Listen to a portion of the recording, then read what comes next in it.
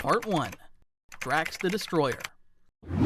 The story of Annihilation begins with the adventure of Drax the Destroyer. We find Drax imprisoned in a cosmic jail, being transported to a highly secure prison known as the Kiln. Among the prisoners were dangerous villains known as the Blood Brothers, the mercenary Lunatic, and a malevolent Skrull named Pybok. Suddenly, an accident occurred and the ship transporting them was destroyed. It crashed on Earth, landing near a small town in Alaska with a population of around 2,000 people. Drax and the aforementioned prisoners were the only survivors. After regrouping, the Blood Brothers began fighting Drax, while Lunatic and Pybok decided to venture into a nearby town. There, they encountered two 10-year-old kids, Cammy and Dex, who had come to investigate after hearing about the crash.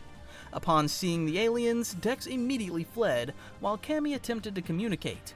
Using his Skrull abilities, Pybok established a means of communication and asked her to take him to the town's leader. Realizing that Cammy was of no use to them, they decided to spare her and continued toward the town. Back with Drax, the Blood Brothers discovered that for some strange reason, Drax became more intelligent the longer they fought him. Realizing the fight was pointless, both sides agreed to stop. Drax then encountered Cammy and for a moment mistook her for his daughter, who had been killed by Thanos, triggering traumatic memories. Recognizing this and craving excitement, Cammy told Drax that the Blood Brothers had been hurting her. Still believing Cammy to be his daughter, Drax flew into a rage and resumed fighting the villains. Meanwhile, Pybok and Lunatic arrived in town. The residents were no match for the mighty alien, and he quickly took control of the area. He then gave them an ultimatum: rebuild a spaceship from the remnants of the destroyed craft, or be killed. Drax and the Blood Brothers suddenly crashed into the town, still locked in battle. Frustrated by Drax's interference, Pybok decided to eliminate him once and for all. Using his shape-shifting abilities, he transformed into Thanos to trick Drax. When Drax attempted to attack, Lunatic impaled him, seemingly killing him on the spot. Cammy then asked if she could keep Drax's body, and Pybok ordered the Blood Brothers to dispose of him. Alongside Cammy and Dex, they tossed Drax's corpse off a nearby cliff. Afterward, Dex left, but Cammy remained out of curiosity. Soon she witnessed Drax's miraculous resurrection. He restored his body, albeit not as powerful as before, and having lost some of his energy-based abilities. Meanwhile, Dex attempted to contact Earth's superheroes, but was unsuccessful. Drax and Cammy made their way to the school, where Drax equipped himself with a new costume and set out to confront the villains. His first target was Lunatic, whom he swiftly beheaded. He then lured the Blood Brothers into battle, killing one of them.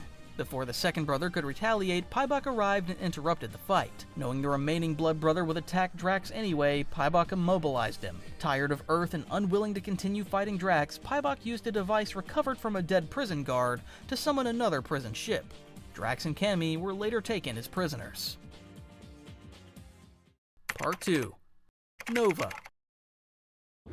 The comic then shifts to Thanos, standing at the edge of the universe, conversing with Death. She warns him that the destructive force will soon attack and advises him to observe and learn from it. Meanwhile, the prison planet Kiln, located at the edge of the universe, which also serves as a massive energy generator, is suddenly attacked by a mysterious yet incredibly powerful army of insect-like creatures.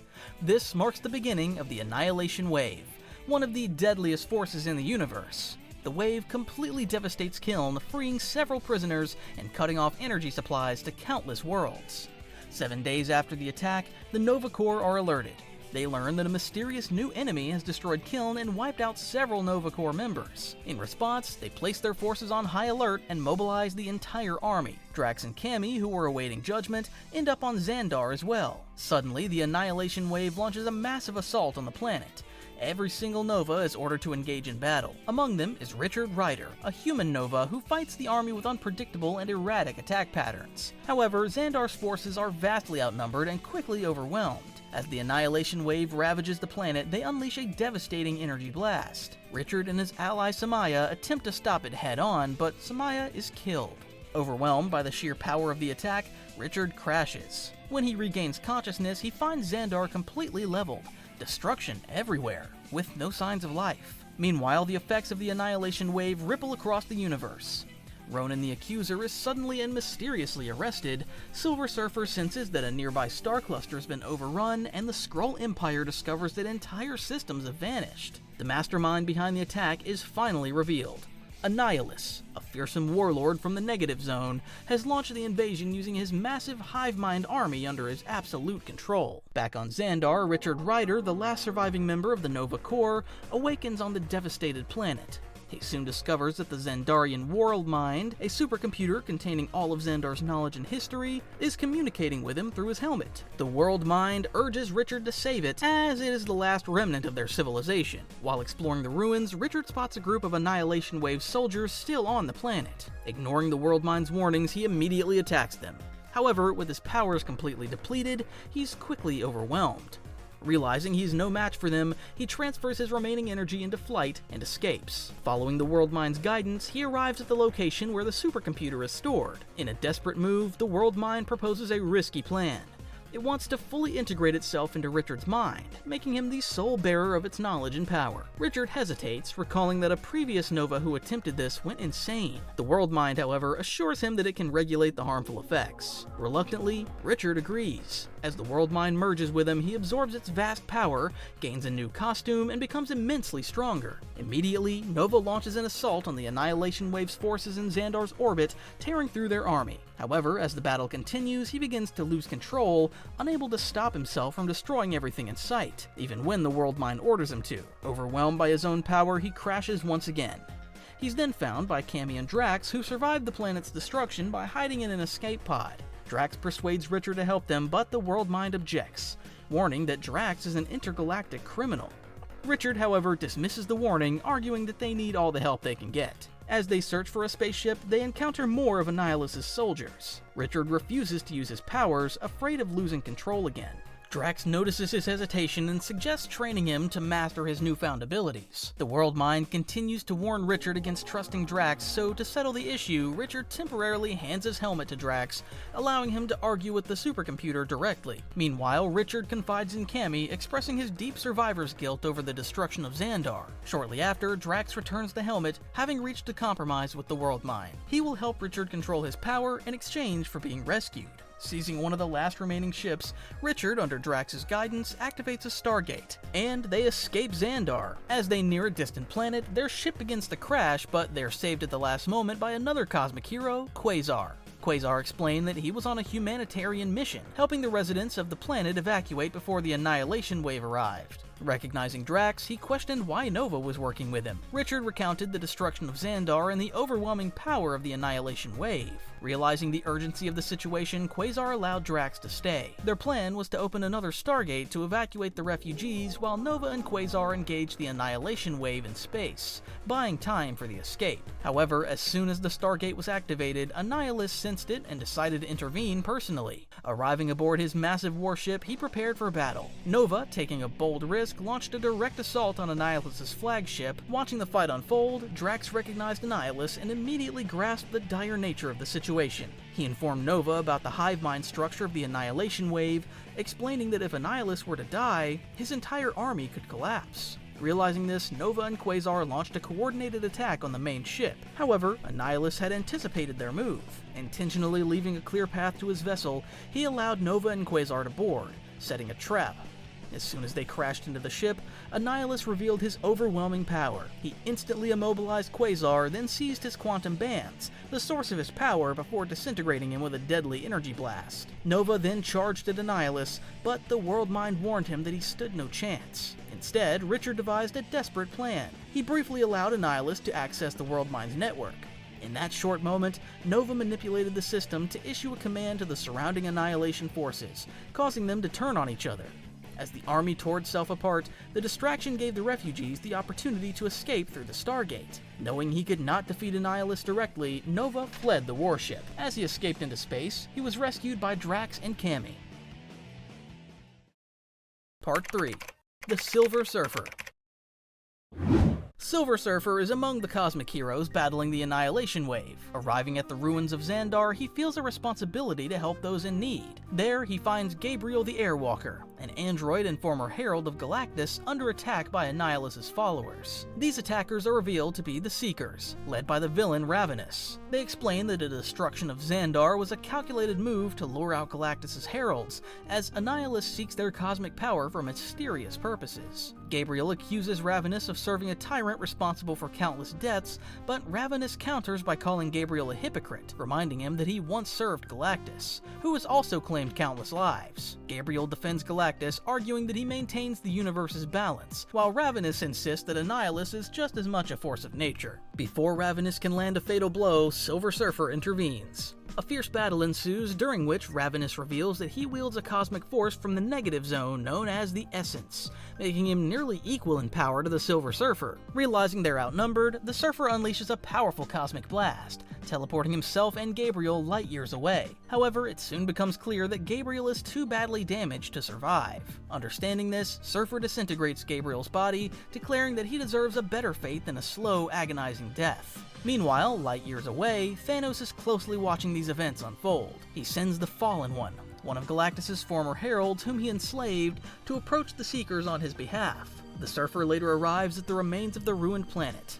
As he explores, he reflects on his past as Galactus' herald, burdened by the destruction he once caused. However, he reminds himself that Galactus serves an essential role in cosmic balance, whereas Annihilus' conquest is driven by chaos. Resolving to stop Annihilus, he continues his search and eventually discovers a sole survivor, a former prisoner who decides to accompany him. Meanwhile, Thanos personally meets with Annihilus, seeking an alliance. Annihilus, wary but intrigued, agrees to speak with him only because of Thanos' reputation as a conqueror. When Thanos questions the true purpose behind his invasion, Annihilus dismisses everyone else in the room before offering an explanation. The universe is expanding endlessly, encroaching upon the negative zone. From his perspective, he's merely reclaiming what was once his. Back to the Surfer, he's suddenly ambushed by the Seekers who've been tracking him. Outnumbered and struggling, he's saved at the last moment by Firelord and Red Shift, two other former heralds of Galactus. They swiftly eliminate the Seekers, but the Surfer objects, arguing that they could have subdued them without killing. Firelord, however, dismisses his concerns, stating that this is war, and mercy is a luxury they cannot afford. The three heralds agree to stick together, recognizing that they are being hunted and that their combined power makes them nearly invincible. Meanwhile, another herald, Terrax, has been captured by Annihilus. Determined to fight back, the trio decides to aid a nearby refugee camp before making their next move.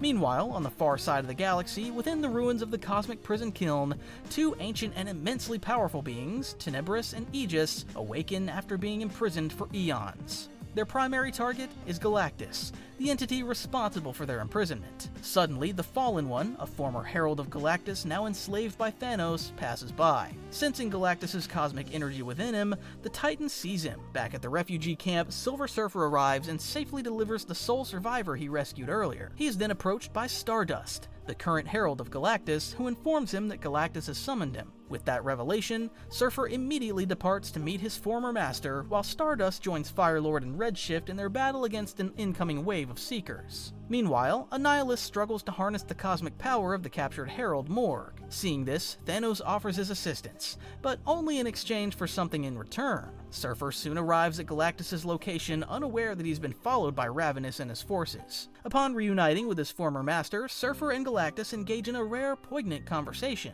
Galactus reveals that despite Surfer's past betrayal, he has always considered him his greatest herald. He then warns of the impending threat posed by two ancient cosmic entities and, recognizing the dire situation, grants Surfer even greater power, this time with modifications that align him more closely with Galactus' will. Empowered once again as Galactus' herald, Surfer easily obliterates the incoming Annihilation wave. However, Ravenous survives and challenges them to a battle. Using his intelligence, Surfer tricks Ravenous into grabbing his surfboard, which immediately drags the villain across space toward a distant planet. Summoning a new board, Surfer pursues him. Now, at what may be his most powerful form yet, Surfer completely overpowers Ravenous. As the battle ends, he seizes the villain and tells him to learn from this defeat before unleashing a devastating cosmic blast. Surprisingly, instead of killing him, Surfer spares Ravenous and leaves him stranded on a desolate planet. Galactus is taken aback by this decision. However, Surfer insists that he's not a killer. Acknowledging his choice, Galactus assigns him a new mission,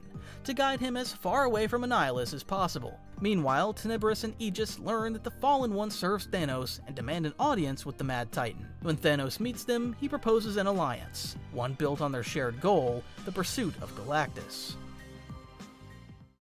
Part 4. The Super Skrull.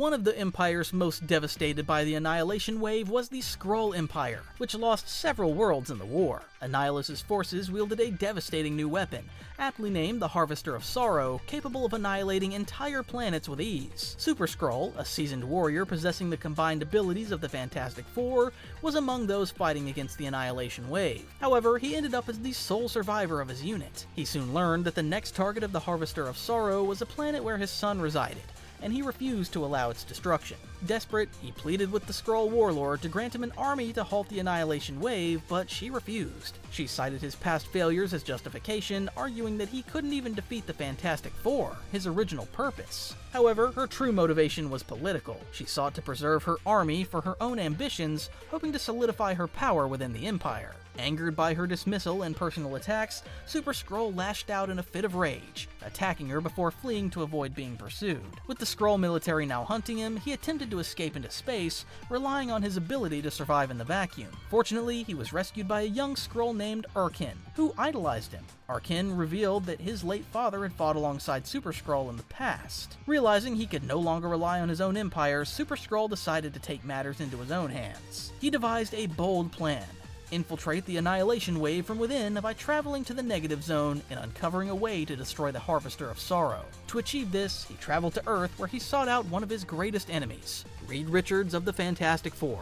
Although initially suspicious, Reed was convinced that Super Skrull had no immediate intentions to attack Earth. Understanding the potential threat the Annihilation Wave posed to the planet, Reed agreed to help. He allowed Super Skrull and Urkin to use a teleporter to enter the Negative Zone. Once inside, Super Skrull carved a bloody path through Annihilus's forces, brutally torturing his minions for information before slaughtering them. These merciless actions began to shift Urkin's perception of his idol, leaving him shaken. Through his investigation, Super Skrull discovered that the Harvester of Sorrow was designed by a scientist named Howal, who operated a prison within the Negative Zone. Determined to confront him, Super Skrull launched an attack on the facility, using the abilities of the Invisible Woman to capture Howal after releasing the prisoners. However, the freed captives turned against him, attacking in retaliation. Super Skrull, thinking quickly, managed to rally them by reminding them that Annihilus was their true enemy, the very being who had imprisoned and enslaved them. This convinced them to join the cause, forming a small but formidable army. Among these new allies were Preax, an alien who could multiply when struck, and Praxagora, a sentient robotic warrior. Super Skrull spent weeks in the Negative Zone training his new recruits while tasking Urkin with constructing a portal back to the positive universe. During this time, he confided in Praxagora about his past, admitting that he had neglected his son in favor of his military career. Now saving him was his way of making amends. Praxagora, moved by his vulnerability, made a romantic advance, but Super Skrull immediately rejected her, stating that he had no interest in love or pity. Meanwhile, Howal, the scientist responsible for the Harvester of Sorrow, remained hesitant to assist them. However, Super Skrull revealed that he had uncovered one of Howal's own inventions, a device designed to punish prisoners by detecting betrayal and forcing compliance. With no other option, Howal was compelled to help. Since the Harvester was a living organism, the only way to destroy it was to infect it with a specially designed virus.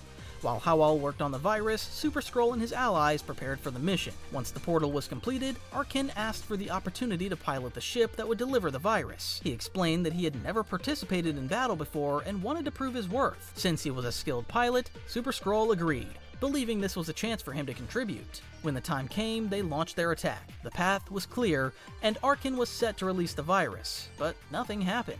Before Super Skrull could react, they were all ambushed and captured by the Annihilation Wave. It was then revealed that Urkin had betrayed them, purposefully withholding the virus. Enraged, Super Skrull swore vengeance, but the Annihilation Wave proceeded with their plans. The Harvester of Sorrow was activated, annihilating the targeted planet and killing all its inhabitants, including Super Skrull's son. What their captors didn't know, however, was that Super Skrull possessed telepathic abilities. Using them, he manipulated Urkin into freeing him and his allies, though Urkin quickly fled after breaking free of his influence. As Super Skrull cut through Annihilation Wave officers in his path, he relentlessly pursued the traitor. When he finally caught up to Urkin, the young Skrull revealed his reasons for betrayal. He accused Super Skrull of being cruel and indifferent to the lives of his soldiers, unlike Annihilus, who had promised him freedom and wealth. Urkin also blamed Super Skrull for his father's death, which occurred under his command. Hoping to save himself, Urkin offered to help Super Skrull escape the ship. Surprisingly, Super Skrull appeared to accept the offer and let Urkin go. However, this was a deception.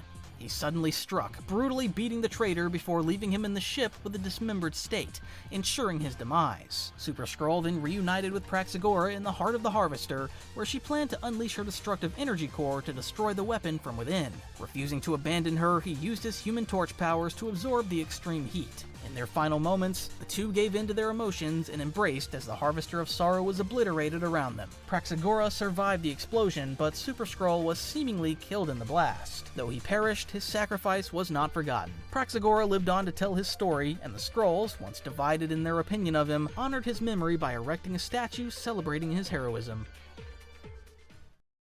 Part 5. Ronan the Accuser.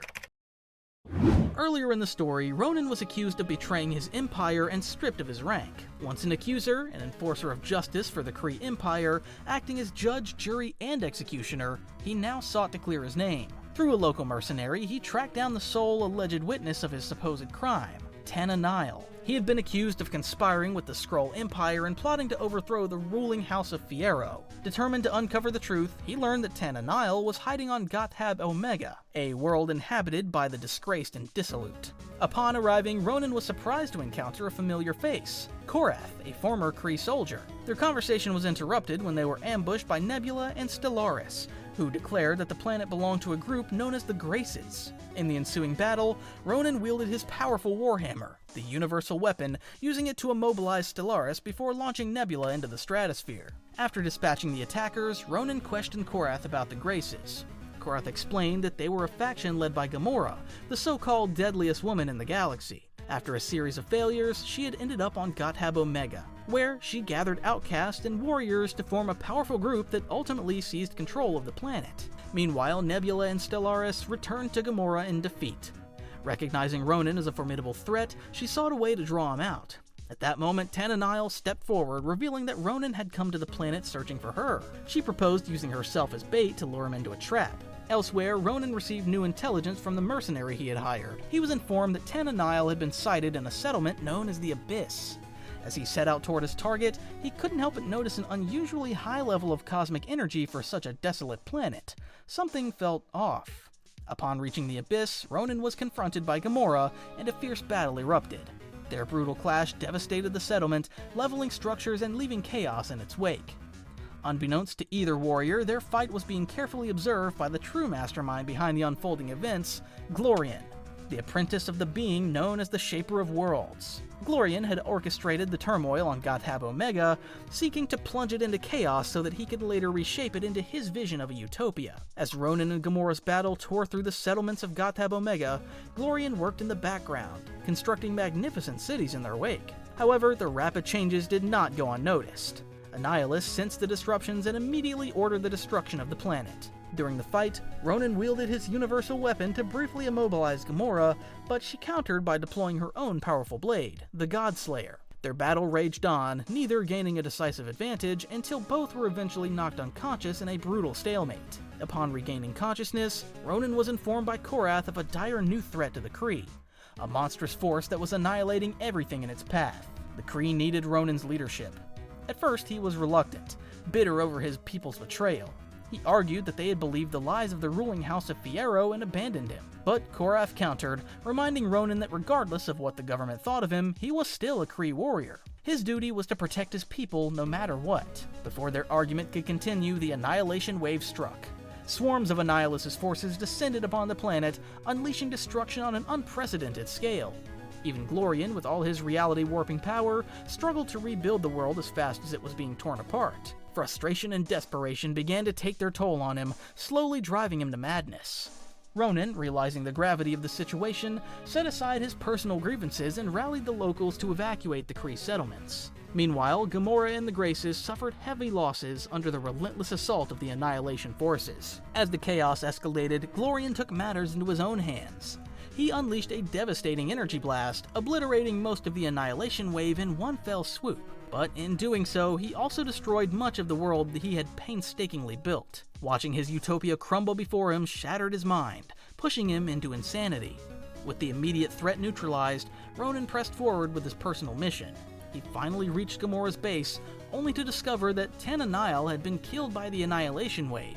Recognizing the greater danger at hand, Ronan and Gamora set aside their differences, forming an uneasy alliance against their common enemy. With the destruction of Gothab Omega behind him, Ronan turned his sights back to Kree. Determined to save his people, whether they accepted him or not, Ronan set out to warn the indifferent rulers of the Kree Empire before it was too late. Part 6. The Annihilation. In order to put an end to Annihilus's rampage, Nova formed the United Front, an alliance of diverse species united against the Annihilation Wave. He teamed up with Star-Lord, Ronan the Accuser, Drax, and Gamora. Meanwhile, in orbit, Fire-Lord, Redshift, and Stardust, the Heralds of Galactus, made significant progress against Annihilus's forces. The group was hiding out on Daedalus 5, but their location was soon discovered, sparking a massive battle. Outnumbered, the United Front began a slow retreat, but Fire-Lord shifted the battle's course. He attacked the Annihilation Wave's flagship, directly targeting one of Annihilus's queens, essential components of the hive mind. Fire-Lord successfully destroyed the ship, briefly halting the army, but the attack left him severely weakened and near death. Enraged, Annihilus altered his plans. While he had originally ordered his commanders to capture the Heralds, he now demanded that Ravenous eliminate them immediately. Later, Nova and Star-Lord interrogated the captured queen, who made a chilling revelation. Though the United Front has won this battle, they had already lost the war. Aegis and Tenebris had located Galactus and the Silver Surfer. After a devastating clash, Galactus had fallen and was now in the hands of Thanos and Annihilus. Meanwhile, Phyla-Vell, daughter of the original Captain Marvel, arrived at the United Front's base seeking Drax. She brought grim news. She and Moondragon, Drax's daughter, had been attacked by Thanos. The Mad Titan easily immobilized Phyla, took Moondragon hostage, and cut off her ear as a warning, forcing Phyla to deliver it to her father. Drax, however, refused to back down.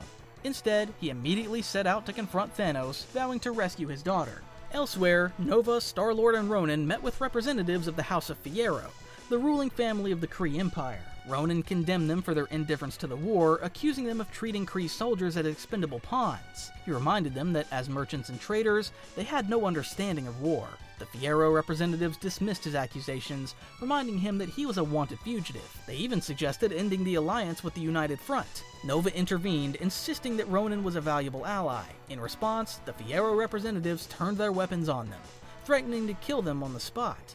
Acting swiftly, Ronan activated his universal weapon, incapacitating them before they could attack. Nova was furious. While he agreed that the Kree needed better leadership, he argued that Kree soldiers made up 90% of the United Front's forces, and they could not afford to alienate them. Ronan dismissed his concerns and demanded command of a Kree battalion to overthrow the House of Fierro. Their argument was interrupted when Gamora entered with urgent news. The Negative Zone warrior Praxagora had arrived, bringing the corpse of Super Skrull, one of Ronan's sworn enemies. She recounted his heroic sacrifice, but Gamora remained suspicious, pointing out that Praxagora was from the Negative Zone just like Annihilus, and could not be trusted. Before the conversation could continue, Ravenous suddenly teleported into their base, using Thanos' technology to launch a surprise assault. Among his forces was Tyros, a former Herald of Galactus now mind-controlled to serve Annihilus. As battle erupted, Star-Lord alerted Redshift and Stardust, ordering them to leave orbit and reinforce the ground forces immediately. Meanwhile, Thanos had fully ensnared both Galactus and the Silver Surfer, preparing to unleash them as weapons. The arrival of Stardust and Redshift initially turned the tide, forcing Ravenous' forces back. However, Ravenous had one final trump card. Using a teleporter, he summoned the Centurions, elite warriors from the Negative Zone, each one powerful enough to decimate entire armies. With the Centurions now in the battlefield, the United Front was completely overwhelmed. With the help of Galactus' heralds who cleared a path, the United Front began their retreat. Annihilus, enraged by the slow progress, ordered the immediate destruction of the planet. When one of his captains hesitated, arguing that they needed more time, Annihilus obliterated part of his own fleet as a warning and demanded no further delays. Meanwhile, Thanos had successfully harnessed Galactus' cosmic power and was ready to demonstrate its capabilities to Annihilus. On the battlefield, Ravenous and Ronan's duel led them to a medical unit where Fire-Lord was being kept. Suddenly, Fire-Lord awoke from his coma and immediately confronted Ravenous. Their battle ended in a violent explosion, knocking out all combatants. In a shocking turn of events, Super Skrull, who was presumed dead, regained consciousness. Dazed and confused, he grabbed Fire-Lord and Ronan, trying to make sense of the situation. After realizing what had transpired, the Resistance welcomed him back into their ranks. Elsewhere, Gamora was moments away from executing Tyros, who begged to be free from his mind control. Before she could strike, Stardust intervened, stopping her and revealing a dire truth. Galactus was here. With no time left, the Resistance fled the planet, using a Stargate to escape. Drax, however, volunteered to stay behind, buying them the precious time needed to escape.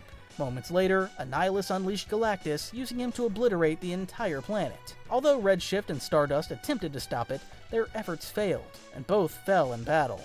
The United Front regrouped near Earth, where they began planning their next move. Several strategies were proposed: guerrilla warfare, ambush tactics, and an all-out assassination attempt on Annihilus. Ronan grimly warned them that in mere months, the Annihilation wave would reach Earth, bringing utter devastation. With his mind made up, Ronan declared his intention to overthrow the House of Fierro. Meanwhile, Nova and Star-Lord devised a direct attack on Annihilus. Accompanied by his former enemy, Super Skrull and Praxagora, Ronan set off to fulfill his mission. Elsewhere, Drax had survived the planetary destruction and infiltrated Annihilus's warship, determined to confront Thanos. Cutting his way through Annihilus's army, he steadily moved closer to his target. On board, Thanos questioned Moondragon, instructing her to read Annihilus's mind using her telepathic abilities. However, she struggled, describing his thoughts as a chaotic, buzzing void. Instead, Thanos requested that she let him see into Annihilus's mind. What Thanos witnessed was catastrophic. Annihilus's true plan was to use Galactus's cosmic energy to wipe out all life in both the positive and negative universes, leaving himself as the sole surviving life form. Horrified, Thanos declared Annihilus to be truly mad. Realizing the severity of the threat, Thanos decided to betray Annihilus and release Galactus. Fortunately, he had anticipated this possibility and had set up a failsafe. Galactus could only be freed using Thanos' energy signature. Moondragon questioned why Thanos had allied with Annihilus in the first place. In a rare moment of honesty, Thanos admitted that he had no ulterior motive. He was simply curious. As he moved to enact his plan, Thanos sensed Drax approaching. A split second later, Drax crashed into the chamber. Thanos ordered Moondragon to stop him, but she was unable to restrain her father. Consumed by his hatred, Drax knocked out his own daughter in his blind rage. Although Thanos attempted to shield himself, he suddenly began seeing visions of Lady Death. In that moment of distraction, Drax struck, delivering the final blow, killing Thanos once and for all. As Moondragon regained consciousness, she stared in horror at Thanos' corpse. Only he had the ability to free Galactus, and now, with his death, they had sealed their own fate. Back with Nova, he and his group teamed up with several galactic criminals and arrived at the location where Annihilus's ship was expected to pass, preparing for a final confrontation. Meanwhile, Drax was scolded by Moondragon for killing Thanos without thinking, as only he had the power to release Galactus. Drax, however, proposed a different plan. He instructed Moondragon to shield him from the incoming Annihilation wave, then set out to release the Silver Surfer. After freeing the Surfer, Drax brought him to Galactus and used his energy instead to break Galactus' bindings. Before doing so, Drax asked Galactus to protect his daughter. Enraged, Galactus was unleashed and ready to confront Annihilus. At the same time, Ronan and Super Skrull launched an assault on the Kree capital, determined to confront the House of Fierro. Fighting through Annihilus's forces, they stormed the palace and found the Fierro representatives negotiating with Ravenous, seeking an alliance.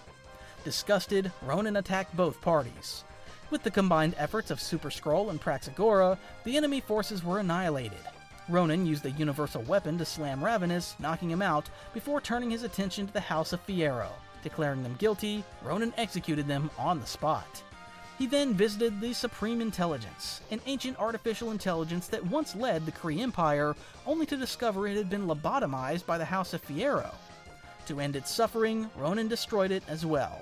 As he stepped out of the palace, he was met with a massive celebration. The Kree people chanted his name, hailing him as a hero. Back with Galactus, he honored his promise and teleported Drax and Moondragon to safety. Then, in a fit of rage, the cosmic entity unleashed his full power, wiping out the Annihilation wave. The rest of Annihilus's forces were decimated by the Kree army led by Ronan. However, Annihilus himself survived. As he prepared to face Galactus, he was intercepted by Nova, who arrived with Star-Lord and Phyla to end the war once and for all. Nova locked Star-Lord and Phyla in a containment field, choosing to confront Annihilus alone. Initially, Nova gained the upper hand, landing several powerful blows, but he was eventually overwhelmed by Annihilus's immense cosmic power. Phyla noticed that Annihilus's strength came from the quantum bands he had stolen from Quasar. Breaking free, she intervened just as Annihilus was about to kill Nova, snatching the quantum bands from him. She struck Annihilus with an energy blast, but was quickly knocked out. Now weakened, Annihilus was vulnerable. Nova seized the opportunity, spotting his mouth as a weak point, and he drove his fist down Annihilus's throat and ripped out his internal organs, declaring it revenge for the destruction of the Nova Corps. Following the battle, Nova collapsed, unconscious and haunted by the visions of Thanos and Lady Death. Fortunately, he survived. Upon waking, he found that the status quo of the universe had changed forever. Many of his close allies had been lost. The Kree Empire was now under Ronan's rule. Though the Annihilation Wave still existed, an armistice had been reached. As part of the treaty, the Kree ceded some territory, now under the rule of Ravenous. Drax and Super Skrull remained unaccounted for, leaving Nova worried. The Heralds of Galactus returned to their cosmic wanderings. Now the last surviving member of the Nova Corps, Nova felt lost and uncertain of his future. He debated whether to return to Earth or to reform the Corps. In the end, he decided to rest. He had just saved the universe. 9 days after the armistice, on Krelar, former capital of the Kree Empire and now the seat of the territories ceded to the Annihilation Wave, Annihilus was reborn by one of his queens, and Ravenous proudly declared that Annihilus lives. Part 7. The Epilogue. The epilogue of the story follows the Heralds of Galactus in the aftermath of the Annihilation War. Terrax, who had been mind-controlled throughout the conflict, was finally freed and found himself on a planet ruled by a space parasite. He defeated the parasite and liberated the planet, but to his surprise, the inhabitants preferred living in subservience. They asked Terrax to lead them, which enraged him. In a fit of fury, he destroyed the planet and departed into space. Stardust was revealed to have survived as her cosmic nature allowed her to reconstruct herself.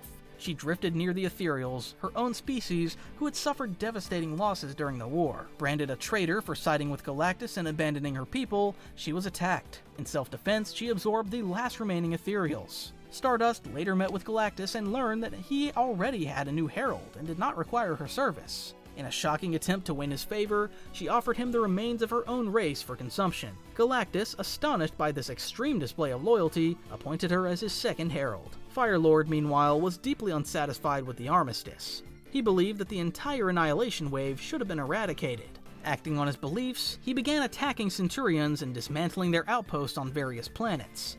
However, he encountered some who pleaded for mercy, claiming they had been deceived. Reluctantly, Firelord spared their lives, warning them to behave from that point forward. Lastly, the Silver Surfer was tasked by Galactus with tracking down Aegis and Tenebris. Galactus ordered the Surfer to confront and delay them until he could arrive. The Silver Surfer engaged the powerful duo in battle and, through great effort, challenged the energies of the nearby Crunch, the barrier between the positive universe and the negative zone, to incapacitate them. Galactus arrived to find a weakened Silver Surfer and, impressed by his accomplishment, commended him for his victory. He once again declared the Surfer his favorite herald and restored him to full strength before continuing on with his cosmic purpose.